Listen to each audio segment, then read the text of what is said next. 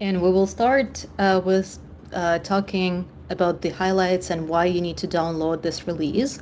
We will have a deep dive into what this release entails, following by highlights of the community in action. We will talk more about community contributions, and yeah, I know it's laggy.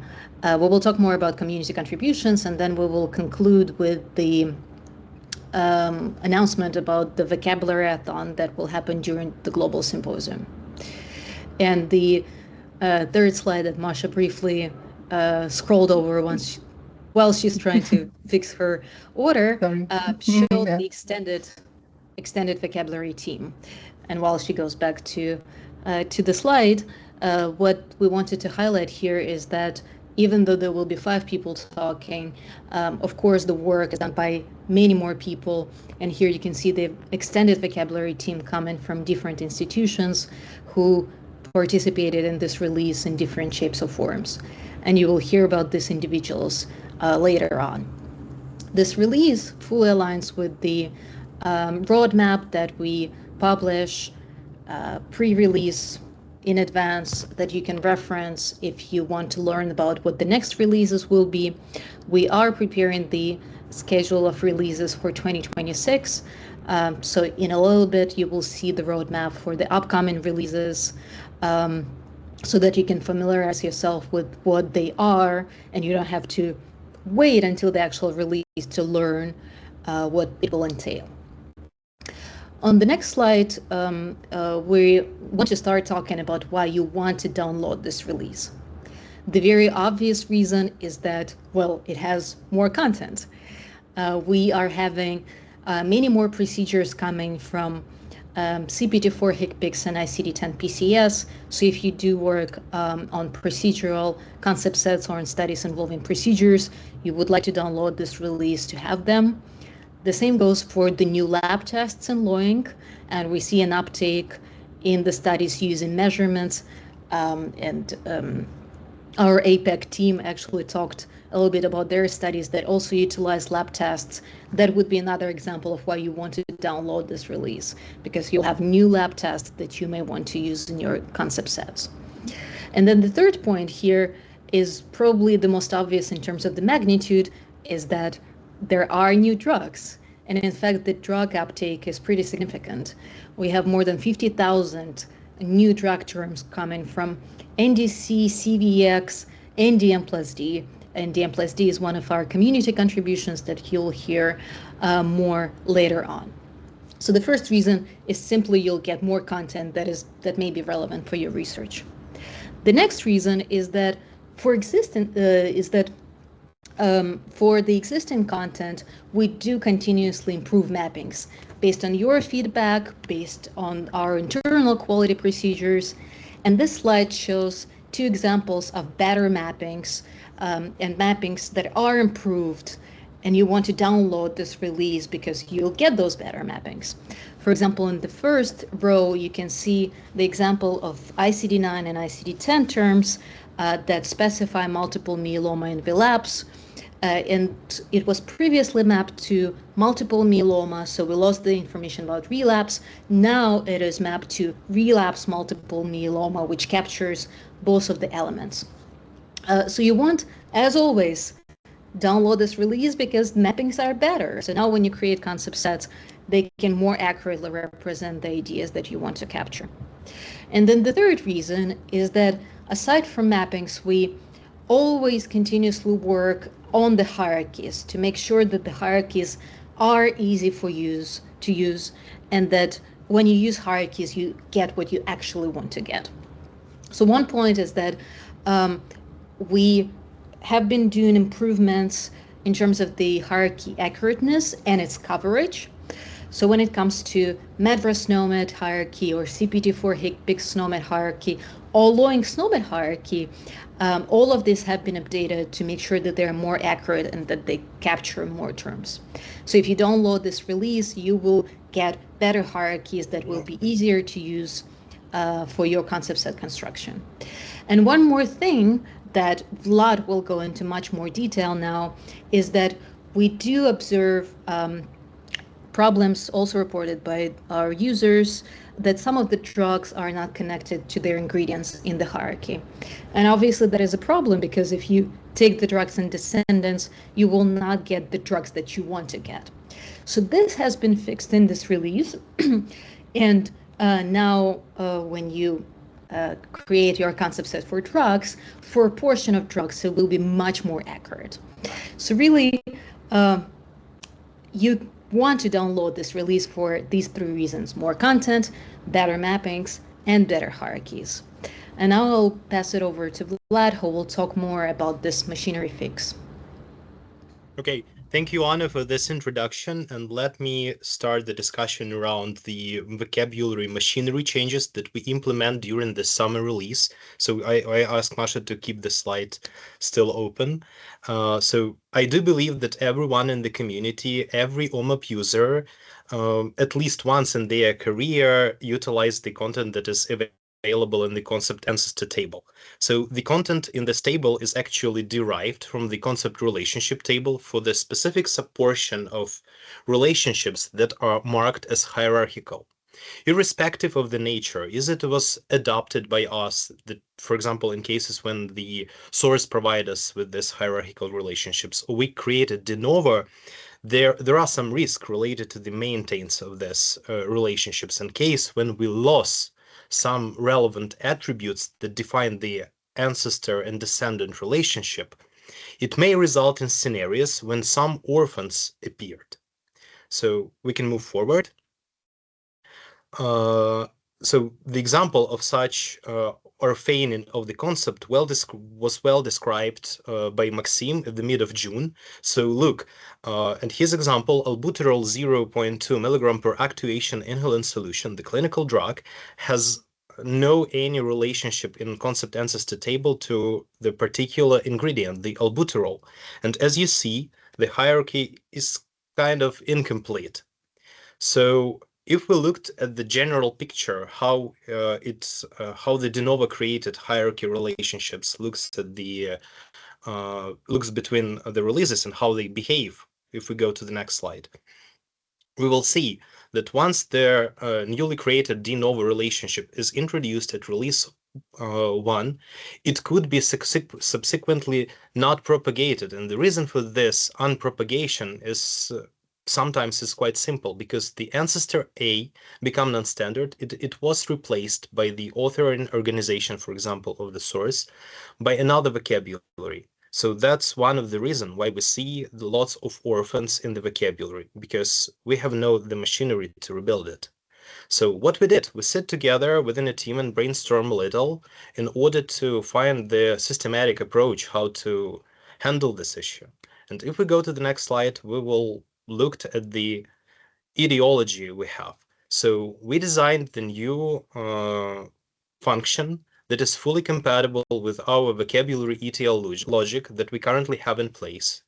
And internally, we call this function number 19, because in all the vocabularies that we tested, the position inside the load stage logic and the vocabulary ETL was actually in exactly 19.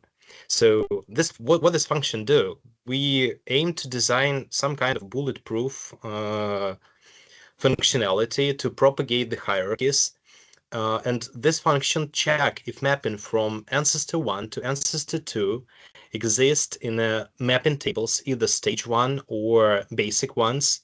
Then it check if relationship that is going to be reconstructed, the hierarchical one, is plausible, and the plausibility is defined by the either custom configurations. We add this functionality as well. For example, you can filter out the connections between 2 vocabularies, or filter out the specific relationships. And also there are some restrictions related to specific vocabularies like RX norm and RX norm extension, because they are quite strictly defined the triples that are plausible.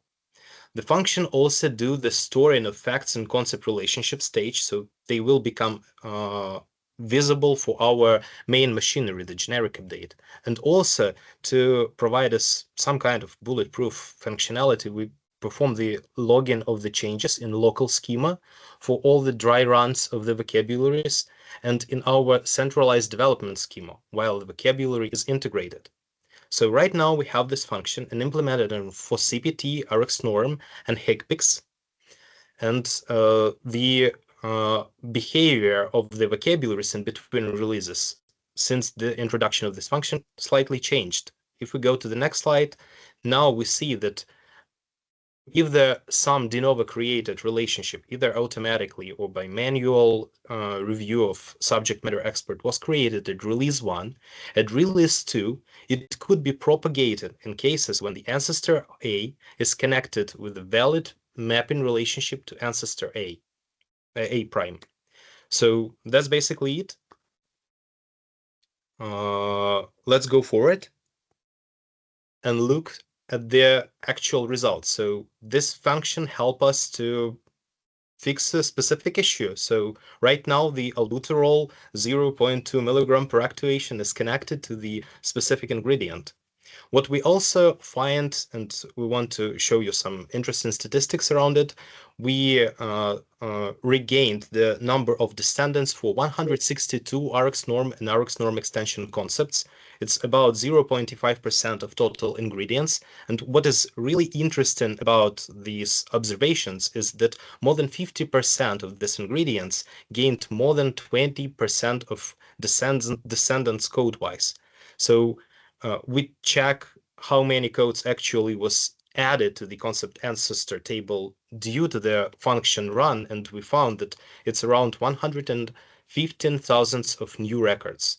So what are the take-home message here is that we do believe that this is the very first machinery step to systematically fulfill the hierarchical gaps. But it's not a panacea. So it's still a map independent. And if we want to have our hierarchies clean, in future we will need your help in a form, for example, of community contribution. So please watch out for a forum post, and we will ask you for direct actions in how to do our hierarchies in future better.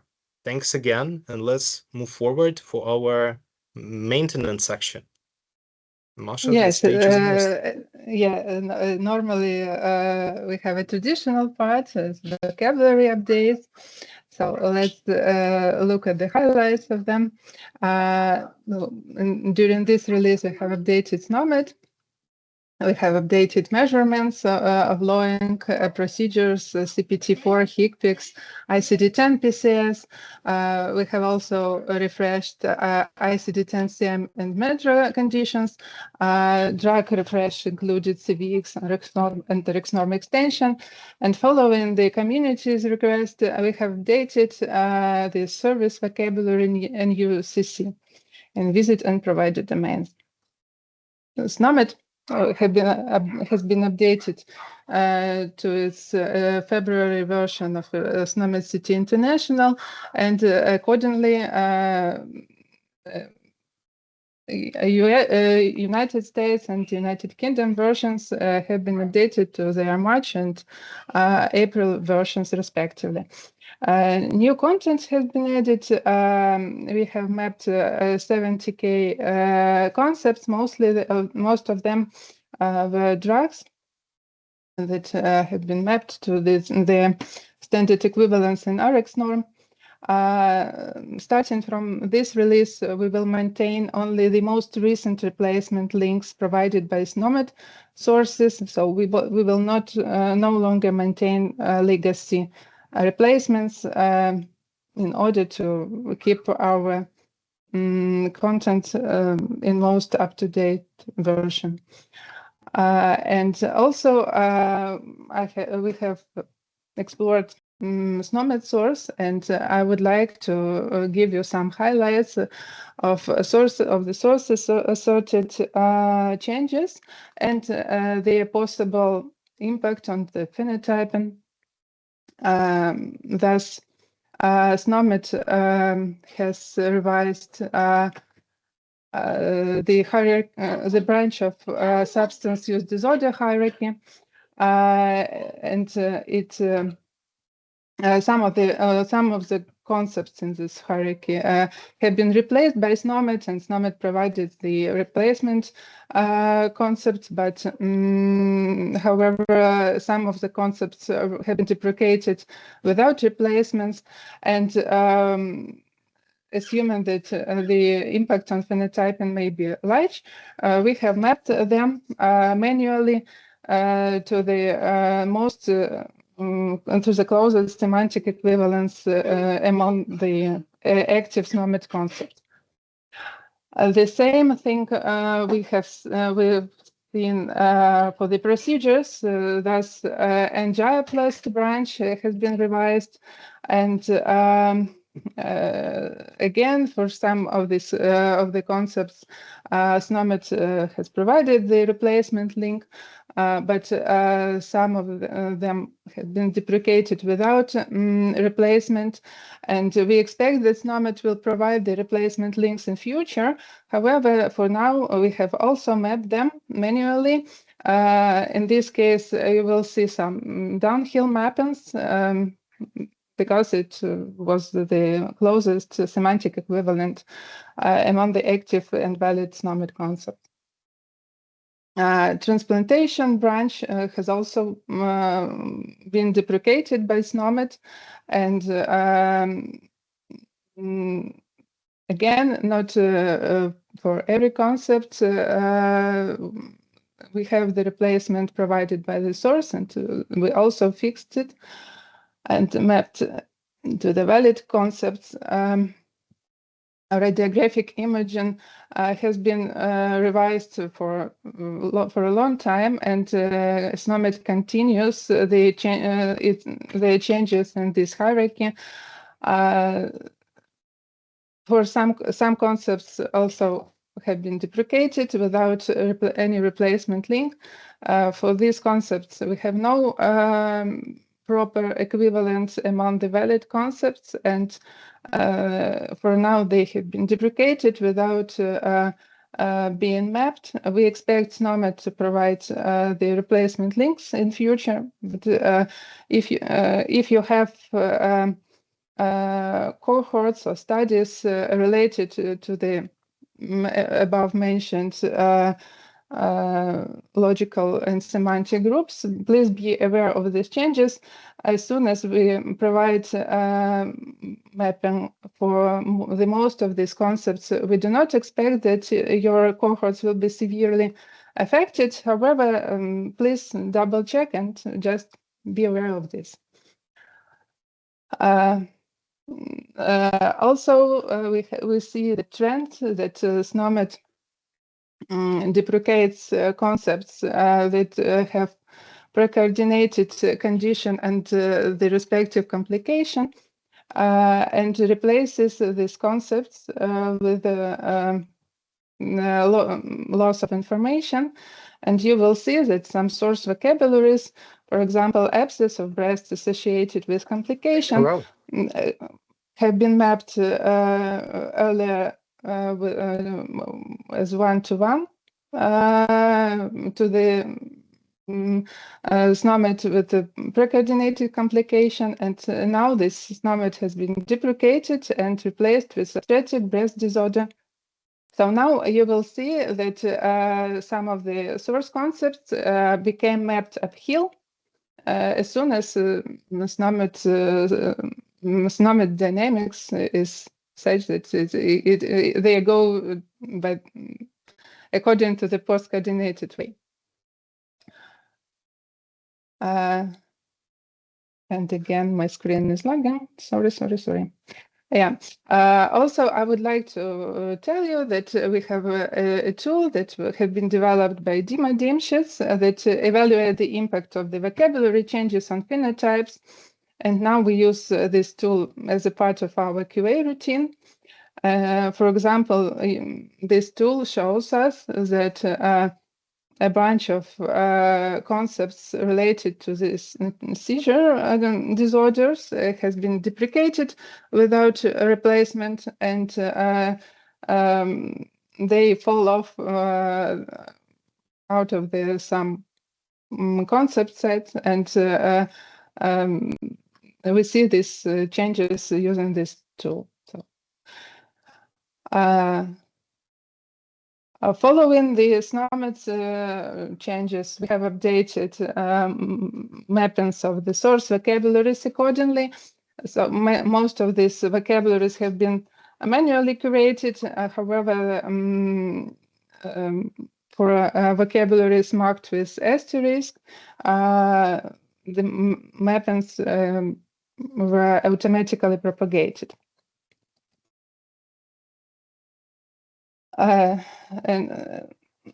So let's take the domain-wise review of the vocabularies. In the condition domain, we have updated MEDRA and ICD-10-CM to the latest versions.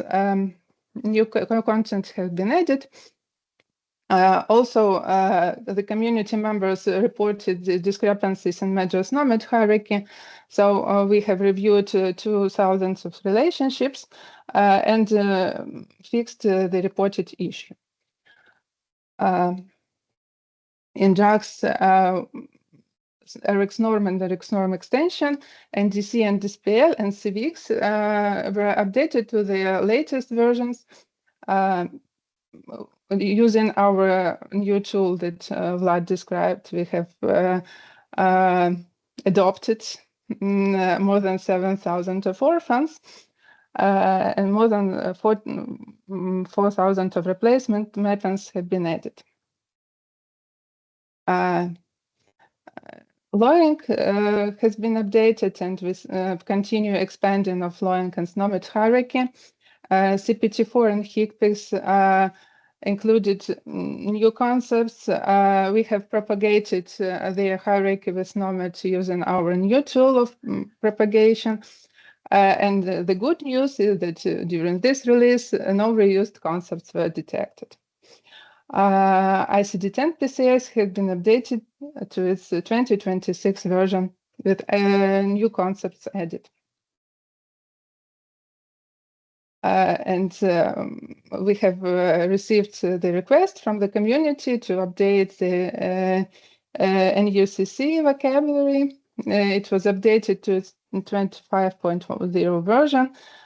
We have added its internal hierarchy and new concepts respectively. And now I would like to invite Melanie, and she will tell us about the races and ethnicities update during this August. Melanie, are you here? Yes, I'm here. Thank you very much, Masha. You can hear me. I can see. Yes, yes. Perfect. So this is, you can go to the next slide. Is there a next slide? Okay, great. So this was a community contribution, and actually this was a huge community, you know, as everybody that's been with the OHDSI community for a long time knows that race and ethnicity has had a lot of debate, especially races over the years. And about, gosh, it's been about 16 or 18 months, we came together as a community to expand the, to talk about the expansion for race and ethnicity data in the OMOP CDM, which required an expanded vocabulary and expanded conventions. So the convention's already in Themis. I will drop that link into the chat here in a minute after I'm done speaking. But we had a community contribution to bring in the races and ethnicities that were present in people's source data. So and teams, and I personally reached out to people that had been part of this discussion and debate over the years, and we received value sets from health systems, academic medical centers, CROs, and we incorporated also the publicly available past and present vocabulary sources, because over time other vocabularies and ontologies they have values and codes that they use, and then they deprecate them. But since we still have them, we brought them in because they're still in our data. So more than greater than like 400, more than 450 unique values were received from the community. There was many duplicates being sent in to us, and then like over a dozen flavors of null, of various ways of saying the patient denied or the patient was unconscious and couldn't answer, things like that. And we received it from, everywhere, globally throughout our community. So our solution is not perfect, but neither are the data or these two domains. So we had to balance the need to support observational research while also staying true to the principles for standardized vocabularies as outlined by Jim Cimino in his Desiderata for controlled medical vocabularies. So what we did is we started with a very simple harmonization. We deduplicated exact lexical matches. And then we brought in synonyms if synonyms were present in the source data. So we did not create synonyms, but if they were present in the source data, we brought them in. And then for the most part, we accepted values as race or ethnicity based on the source system's definition. So if you had, Hispanic in your source data as race or ethnicity, we brought it in as such. So one thing I'd like to highlight for those in the US is that Hispanic and Hispanic or Latino are now races in the as standard concepts as a race and also as an ethnicity. So what your data is will tell you what domain your data comes from, will tell you where it goes into the OMOP-CDM, just like every other vocabulary and data domain. On the September 8th Health Systems call at 11 a.m. Eastern Time, we are going to review these conventions and the new vocabulary in depth and discuss it more. So please join us on that call. Thank you. Thank you, Melanie. Let's continue with our community contributions. And now Vlad is going to tell us about the Oh no, I will tell you about the list. Yeah, so we have performed one complex community contribution. It was amazing. We have updated the M+D. This contribution was implemented by Danny and the Cyforce team. Also, we had an interesting case where the complex contribution was eventually converted to the simple one. We have introduced a new source vocabulary Singapore cohorts.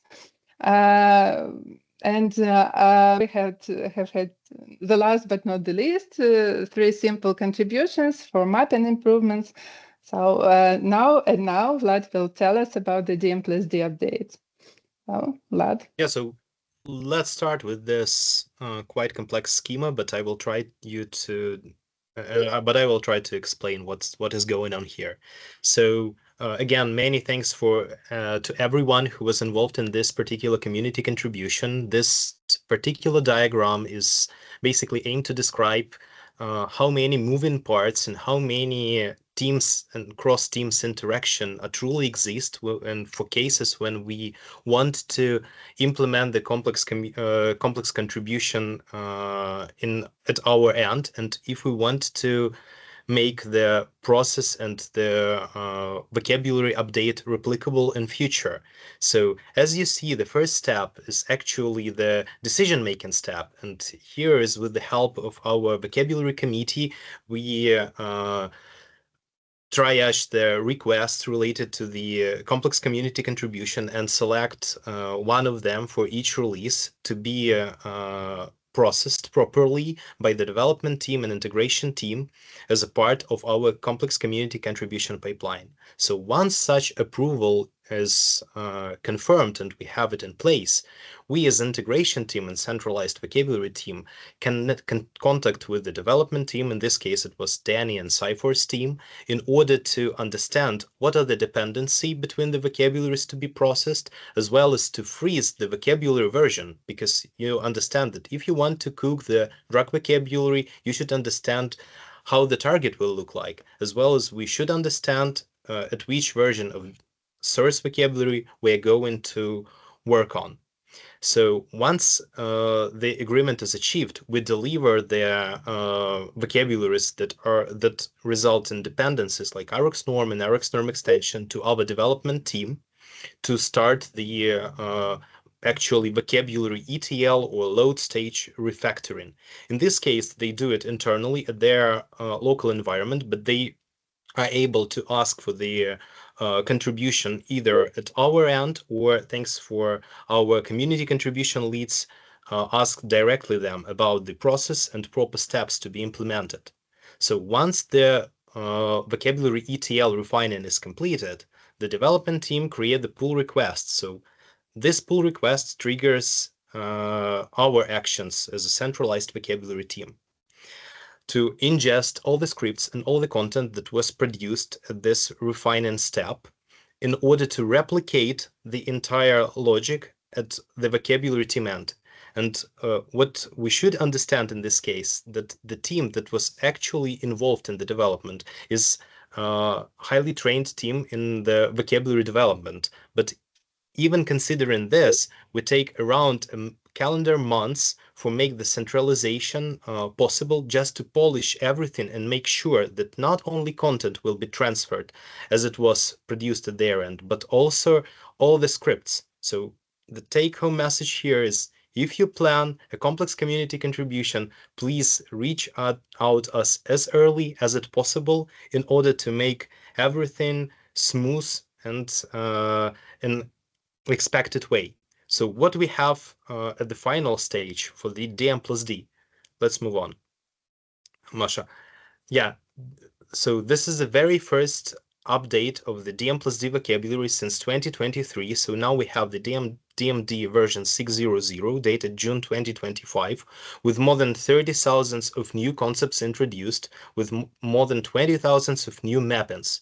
And again, many thanks for Danny and Cypher's team for making this contribution possible. Thanks. Let's move forward. Masha, Yeah, the stage is yours. thank you, Vlad. Yes, thank you. Yes, one more interesting contribution. We have, as I've said, we have introduced Singapore cohorts source vocabulary, which is actually a severe vocab. And the initial request was to follow the complex contribution algorithm with implementing all the complex structure of survey instruments. However, during our extensive communication with the contributors, we have decided to introduce this, to transform this contribution into the simple one, and the contributors provided the surveys as a pre-coordinated question and answer pair, pairs mapped to the standard OMOP concepts in the respective domains. So more than 500 new concepts with the mappings have been added, and that was an amazing job. Thank you. Additional thank you to Nicole, the lead of the survey working group. If you have any troubles or questions, please feel free to talk to her. She does real magic. And 3 simple contributions have been implemented. Thank you, many thanks to all the contributors. Thank you, Anna, Kartik, and Edward, for helping to improve our mappings. It's a pleasure to work with them and doing something good. And also, I remind you that we have an amazing community contribution lead, Alex Davydov, who is encouraging all the community to contribute with the content to our OHDSI vocabulary. So if you have an idea for complex contribution, please feel free to reach out to them. And now I would like to pass over to Alex, and he will tell you about the Vocabulary-a-thon. Thank you, Masha, for promoting more community work and more great vocabularies to the OHDSI world. I'm excited to share that this year we're finally doing it. The first ever OHDSI Vocabathon will take place at the Global Symposium. There's one thing we love in Odyssey, it's athons. We've had studyathons, devathons, phenotypeathons, and now, at long last, it's time for the Vocabathon. The next slide, please. And we also love a good metaphor. You've probably seen the iceberg image. The visible part at the top is improvement vocabulary work we've already done. Cleaning up conditions, ICDs, NOMAD, and some pieces of ATC. But still, a bulk of the challenge lies underwater. The BAMAC, deep structural issues that we know very well, but we haven't solved yet. That's what this event is about. But why do we do it now? Because 2025 is mostly a freeze year for vocabulary improvements. The team is focused on maintenance, not big structural changes. But the backlog hasn't gone away. We still have all unsolved problems from years of discussion. We've promised this event many times. It's long overdue. And now the only way we move forward together as a community. We organize this effort across a number of groups involved in our vocabulary work and encourage everyone in the community to join us. The next slide, please. This will be an in-person event at the Global Symposium, Tuesday, October 7th from 8 to 12. You will join a team based on the topic you care about. Each team will have a vocabulary expert to guide the discussion. Before the event, team will prepare the problem space. At the event, we focus on brainstorming, idea generation, and design. We're not solving everything on the spot, but we want shared understanding and plans for post-symposium work. The focus is not on local mappings or custom codes. It's on foundational vocabulary modeling and design. Next slide, please. We already have a strong lineup of confirmed topics and leads. You can see them here on the slide. These are all long discussed pain points. Now we bring the right people into the room to do something about them. On the next slide, there's a list of the teams we're still discussing, right? If you have your own idea, we want to hear it from you. The next slide, please. You can sign up while registering for the symposium. If you're already registered, you can log back into your Eventbrite account and edit your registration. Or you can just email symposium@odyssey.org and we'll add you. To attend, you don't need to be a vocabulary expert. If you've worked with Odyssey vocabularies, you've probably hit some issues. This is your chance to help shape how we fix these problems. Let's tackle the iceberg together. See you all at the Global Symposium. Thank you. Thank you for your attention. Please enjoy new versions of our vocabulary. Great, thank you so much. Yeah, Christian, go ahead. We have a couple minutes. Nope, okay. We do have a minute or two. Maybe tough to get into a whole lot, but is there a quick question or anything? Oh yeah, just said, what is the recommended way to update a database that's already been OMAPed with the new vocabulary?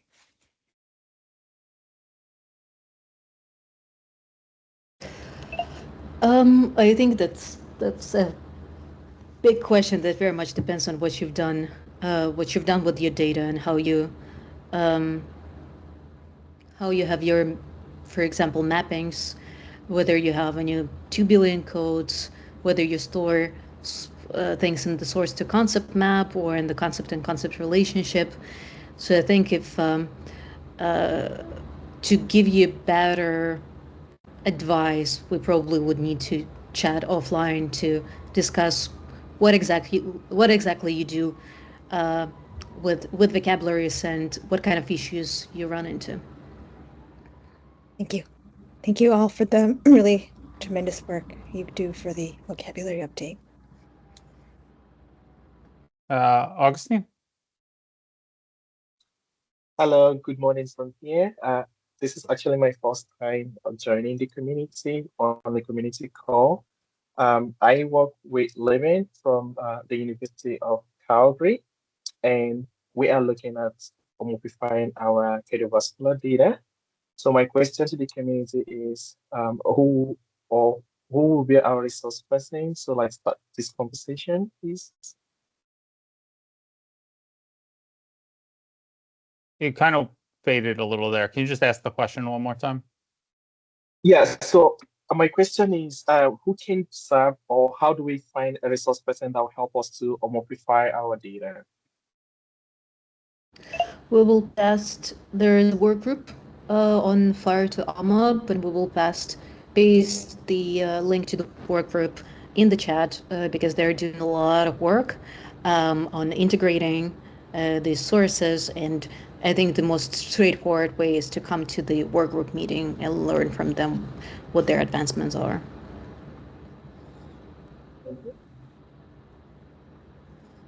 Great, thank you, Anna. Adam? Yes, thank you for the presentation. My question is about the concept ID, how it is generated, like how new concept ID are generated from either standard or non-standard concept ID. Thank you.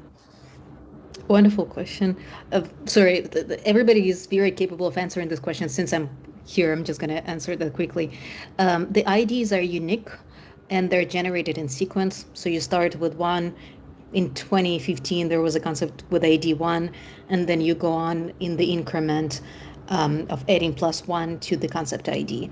The IDs do not depend on the source vocabularies. They're unique, and the sequence is across all vocabularies. A follow-up question on that, because as we are in this multi-source data ecosystem, because it's an integer, I believe, and how do you guarantee that it is not overlapping with like a data contamination or something of that nature within an organization?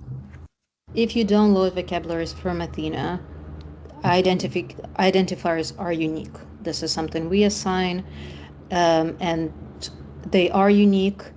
Your source data doesn't have IDs, it has source codes or concept codes. So when you're querying the data, you should rely on the ID, which is unique, as opposed to the concept code, which is not unique. Sure, thank you.